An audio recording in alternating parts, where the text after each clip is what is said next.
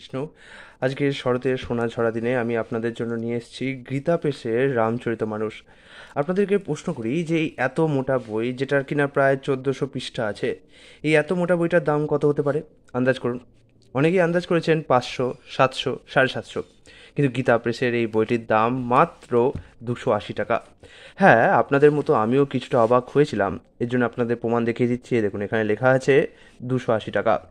আপনাদের মতো আমিও কিছুটা সত্যি অবাক হয়েছিলাম যে এত মোটা বই, এর প্রায় 1400 পৃষ্ঠা আছে। দেখাচ্ছি আপনাদেরকে, 1400 পৃষ্ঠা আছে।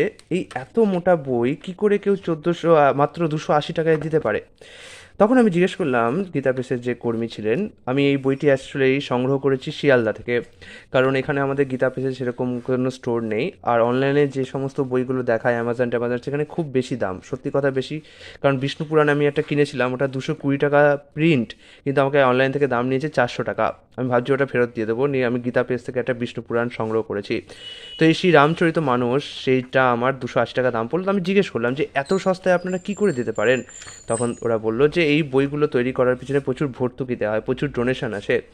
তাহলে ভাবুন, আজকের এই কলিযুগে কিছু মানুষ চেষ্টা করছে যে কিভাবে সহজে অতি সুলভে মানুষের কাছে স্বাস্থ্য গ্রন্থ পৌঁছে দেওয়া যায়। আর অন্যদিকে কিছু মানুষ আছে যারা এই সমস্ত গ্রন্থগুলোর সুবিধা নিচ্ছে না।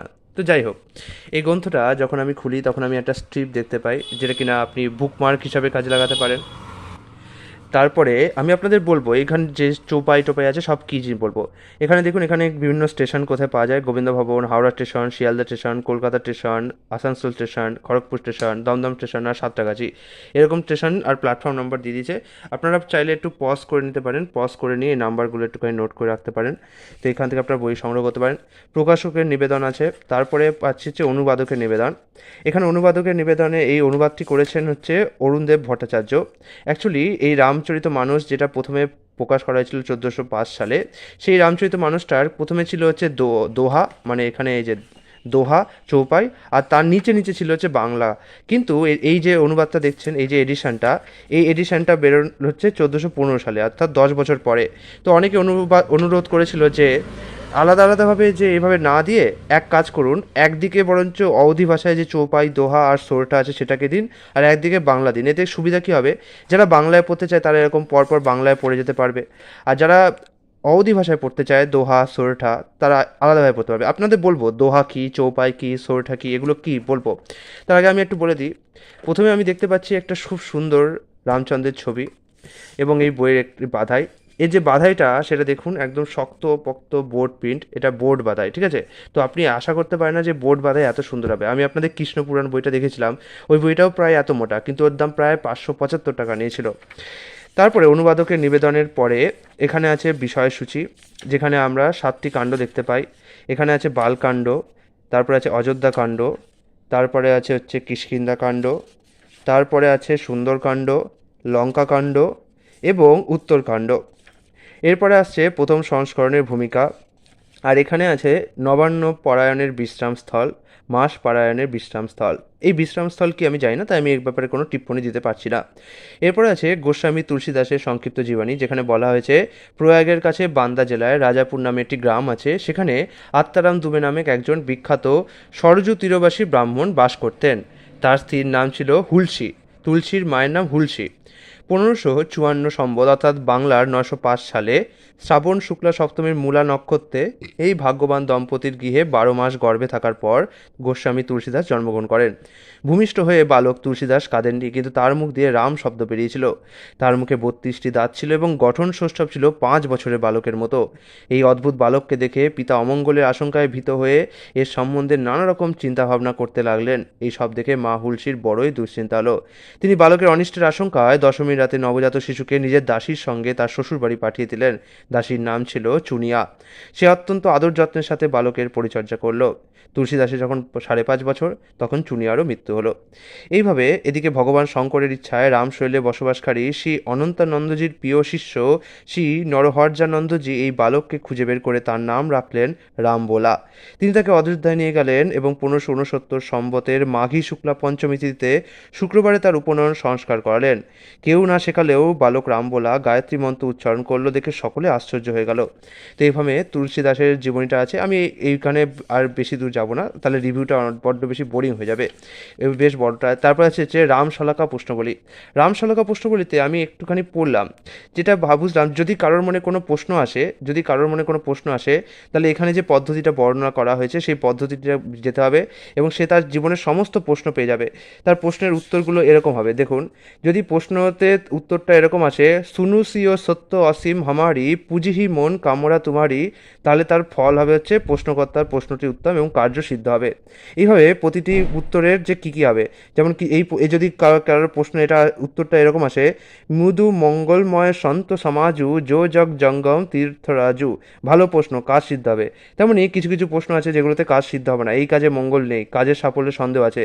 তো এই যে রামশলাকা প্রশ্নাবলীটা কি, এটা আমি আপনাদের পরে একটা আলাদা ডিটেল ভিডিওতে বলে দেবো, কারণ আজকের ভিডিওটা খুব ছোট হয়ে যাবে। তারপরে পড়ছে পারায়ণ বিধি, মানে এই গ্রন্থটা পাঠ করার জন্য প্রথমে আপনাদেরকে শ্রী তুলসীদাসজি, বাল্মীকিজি, দেবাদিদেব মহাদেব ও শ্রী হনুমানজিকে আবাহন পূজন করার পর তিন ভাইয়ের সাথে সীতা ও রামচন্দ্রের আবাহন, ষোড়শোপচারে পূজা ও ধ্যান করা প্রয়োজন। তো তাদের ধ্যানের এবং পুজোর মন্ত্র সেখানে দেওয়া আছে, তুলসীদাসের মন্ত্র, বাল্মীকির মন্ত্র, গৌরপতি নাম আপনারা দেখতে পারেন। তারপরে আচমন কী করে করতে হবে সেই মন্ত্রটিও দেওয়া আছে। অর্থাৎ এই বইটি যে শুধুই যে রামচরিত মানসটাকে অনুবাদ করেছে তা না, তার প্রতিটা যে ছোট ছোট ডিটেলস সেটাকেও সংরক্ষণ করেছে, যেটা কিনা খুব ভালো। তারপর এখানে সম্পাদকের একটা টিকা রয়েছে। এরপরে আমি দেখলাম একটা খুব সুন্দর জিনিস, যেটা কিনা সতীশচন্দ্র দাশগুপ্তের অনুবাদিকাটা এখানে দেওয়া আছে। এই সতীশচন্দ্র দাশগুপ্তের অনুবাদিকাটা খুব গুরুত্বপূর্ণ, কারণ যে প্রথম রামচরিত মানসটা বাংলায় অনুবাদ হয়েছিল সেখানে সতীশচন্দ্র দাশগুপ্তের ভূমিকাটা খুব গুরুত্বপূর্ণ ছিল। তো আমার দেখে ভালো লাগলো যে সতীশচন্দ্র দাশগুপ্তের যে অনুবাদিত রামচরিত মানসের যে ভূমিকাটা ছিল সেটা কিনা এখানে যুক্ত করা হয়েছে। এই ভূমিকাটা খুব পুরনো একটা ভূমিকা এবং সতীশচন্দ্র দাশগুপ্তের যে ভূমিকাটা সেটা নিজেই একটা আলাদা বই, আপনারা নিজেই দেখতে পাচ্ছেন প্রায় এত মোটা একটা ভূমিকা, এবং এটা নিজেই একটা আলাদা বই হয়ে যেতে পারে। তো আমার খুব ভালো লাগলো যে এই ভূমিকাটা এখানে দেওয়া আছে, কারণ এখানে খুব বিস্তৃতভাবে বলা হয়েছে। তারপরে শুরু হচ্ছে রামচরিত মানস, প্রথম সোপান বালকাণ্ড। এখানে প্রথমে শ্লোক আছে, তারপরে তার বর্ণ আছে, কিন্তু এখানে শ্লোক, সোরঠা, চৌপাই আর দোহা। আচ্ছা আপনাদের একটা পৃষ্ঠা খুলে দেখাই, এখানে দেখুন এখানে প্রথমে চৌপাই আছে, তারপরে আছে দোহা, তারপরে আছে ছন্দ। এছাড়াও কোনো কোনো জায়গায় আপনারা দেখতে পারবেন সোরঠা। আপনাদের আমি বলি সোরঠা কী, চৌপাই কী, দোহা কী, এই সব জিনিস কী আপনাদের একটুখানি ছোট্ট করে বুঝিয়ে দিই। প্রথমত দাঁড়ান একটা জায়গায় যাই আগে, আচ্ছা চৌপাই কি বলি। হিন্দিতে যে সমস্ত ছন্দের নিয়ম আছে সেখানে মূলত যে ছন্দের মাত্রা তৈরি করা হয়, মাত্রা কি, ধরুন এখানে ক আছে তাহলে এর মাত্রা হবে হচ্ছে এক, এখানে টয় হস্যি আছে এর মাত্রা হবে এক, এখানে তয় দীর্ঘ আছে এর মাত্রা হবে দুই। তো এইভাবে মাত্রা নির্ণয় করা হয়, ঠিক আছে। তেমন এখানে তয় দীর্ঘ, নয় দীর্ঘি, র তুনি, এখানে কটা মাত্রা আছে। আচ্ছা লঘু মাত্রা হবে এক আর বড় মাত্রা হবে দুই, মানে হচ্ছে অ, আ, অ, হস্যই, হস্যু, রি, এগুলোতে এক মাত্রা হবে, আর বড় হলে যেমন আ, দীর্ঘ, দীর্ঘি, এতে দুই মাত্রা হবে। তা তুনিরে কটা মাত্রা আছে, এখানে দীর্ঘ আছে তাহলে দুই, এখানে দীর্ঘি আছে তাহলে দুই, দুই দিয়ে চার, আর র আছে তার মানে এক, পাঁচ, মানে এখানে তুনিতে পাঁচ মাত্রা আছে। তো চৌপাই কি, চৌপাইতে মূলত এটা হচ্ছে সমছন্দ, সমছন্দ মানে এর মধ্যে 16টা মাত্রা আছে, এর মধ্যেও 16টা মাত্রা আছে, এর মধ্যেও 16টা মাত্রা আছে, তো এটাতে 16টা করে মাত্রা থাকে। তেমনই দোহা, দোহাতে কি থাকে, প্রথম অংশে থাকে হচ্ছে 13টা মাত্রা, দ্বিতীয় অংশ থাকে হচ্ছে 11টা মাত্রা, তৃতীয় অংশ থাকে হচ্ছে 11টা মাত্রা, আর চতুর্থ অংশে থাকে হচ্ছে 13টা মাত্রা, 13, 11, 11, 13, এটাকে বলা হয় দোহা। আর সোরঠা, সোরঠা হচ্ছে ঠিক এর উল্টো, সোরঠাতে থাকে হচ্ছে দোহার, মানে দোহার ঠিক উল্টো হবে হচ্ছে সোরঠা। দোহাতে প্রথমে আপনি পাবেন হচ্ছে 13, 11, 11, 13, সোরঠাতে হবে হচ্ছে 11, 13, 13, 11, এখানে একটা সোরঠা আছে কিনা দেখি। তো এগুলো মেনলি হিন্দির যে ছন্দ হয় সেই ছন্দের ইয়ে, আবার কিছু কিছু আছে হচ্ছে ছন্দ। এছাড়াও আমি একটা শুনেছি সেটা হচ্ছে কী যেন বলে, নামটা মনে পড়ছে না, আরে এত ইম্পর্টেন্ট জিনিসটা যাই ভুলেই গেলাম। যাই হোক এখানে সোরঠাটা দেখতে পাচ্ছি না, মাঝে মাঝে আপনি সোরঠাও পাবেন। তো এই হচ্ছে মূলত দোহা, সোরটা।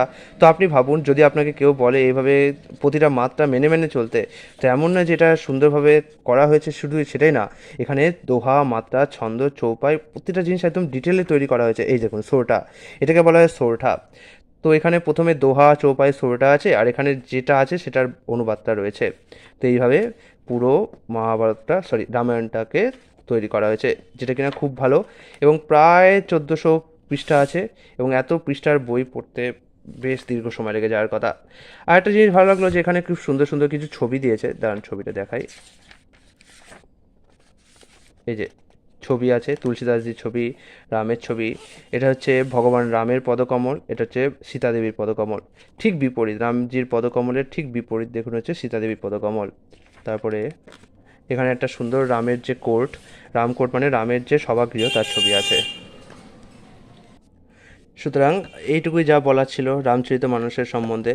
তা আপনারা বলুন আপনাদের এই ভিডিওটি কেমন লাগলো, নিচে অবশ্যই মন্তব্য করুন যে এই ভিডিও থেকে আর কি কি বিষয় আমি মিস করে গেছি। যদি আমার জানা থাকে তাহলে আমি অবশ্যই আপনাদের মন্তব্যে উত্তর দিয়ে দেবো। এই বইটির দাম 280 টাকা হয়তো বলেছি, তাও আরেকবার বলে দিচ্ছি। আর গীতা প্রেসের যে নাম্বারটি, সেটা আমি, যারা বাংলাদেশ থেকে গীতা প্রেসের বইগুলি সংগ্রহ করতে চান তাদের তো অবশ্যই বাংলাদেশ থেকে নিতে হবে, কারণ বাংলাদেশে আমি শুনেছি অ্যামাজনও চলে না, জানি না এখন কি হয়েছে। আর যারা পশ্চিমবঙ্গ থেকে সংগ্রহ করতে চান তারা এই স্টেশন থেকে সংগ্রহ করতে পারেন।